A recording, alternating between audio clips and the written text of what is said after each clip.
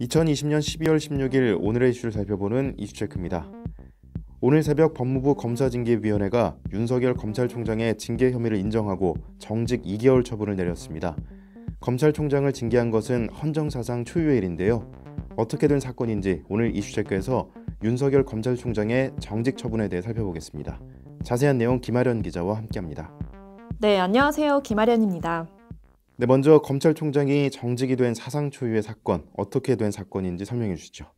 네, 징계위는 전날 오전 10시 34분께 심의를 시작해 16일 오전 4시를 넘기며 장장 17시간 30분에 걸친 마라톤 회의를 한 끝에 정직 2개월 처분을 의결했습니다.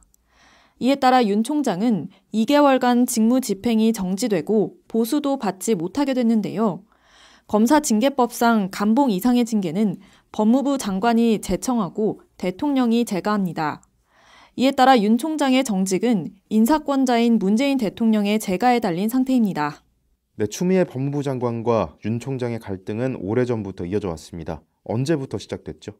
네, 두 사람의 갈등은 검찰청 인사 등의 문제로 신경전을 벌인 것부터 시작했습니다. 그리고 지난 7월 추 장관이 채널A 사건과 관련한 수사 지휘권을 발동하면서 본격화됐는데요. 이들의 갈등은 지난 10월 국정감사 이후 추 장관이 윤 총장에 대한 감찰을 지시하면서 최고조에 올랐습니다. 이후 추 장관은 지난달 윤 총장에 대해 재판부 불법 사찰 의혹 등 6가지 비위 혐의가 있다며 징계 청구했습니다. 그리고 징계위는 지난 10일 1차 심의에 이어 지난 15일부터 무박 2일간 2차 심의가 진행됐습니다. 무박 2일간 이어진 징계위, 충돌이 만만치 않았을 것 같은데 어땠습니까? 네, 정말 살얼음판을 걷는 이틀이었는데요.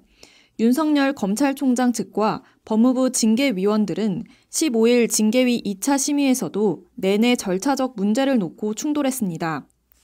윤 총장 측은 방어권 보장을 위해 추가 심의 기일 지정을 요구했지만 징계위 측이 이를 거부하면서 회의 종결 직전까지 갈등이 이어졌습니다.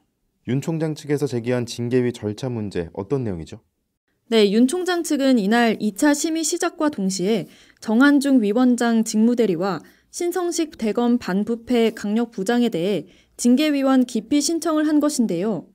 윤 총장 측은 정 위원장 직무대리가 과거 윤 총장 비판 발언 등을 밝히며 장관의 의사를 반영할 사람이라고 지목했습니다.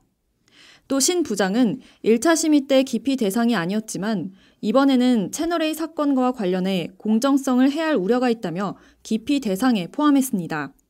그러나 징계위는 윤 총장 측의 기피 신청을 기각했습니다. 네, 마지막으로 윤 총장 측에서는 이번 징계 처분에 대해 어떤 반응을 보이고 있습니까?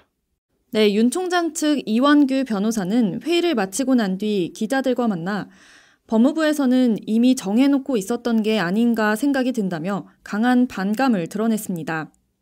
이어 징계 절차 자체가 위법하고 부당해서 승복하기 어렵다는 것이 기본 입장이어서 이에 맞춰 대응할까 싶다며 법적 대응을 예고했습니다. 네, 설명 잘 들었습니다. 윤 총장이 향후 법적 대응 방침을 분명히 하면서 앞으로 징계위 처분을 두고 소송전이 예상됩니다. 당초 거론됐던 해임이나 정직 6개월 처분보다는 가벼운 징계지만 윤 총장 측은 징계 절차가 부당하다는 입장이라 불복 절차를 밟을 것으로 보입니다. 이상 이슈체크였습니다.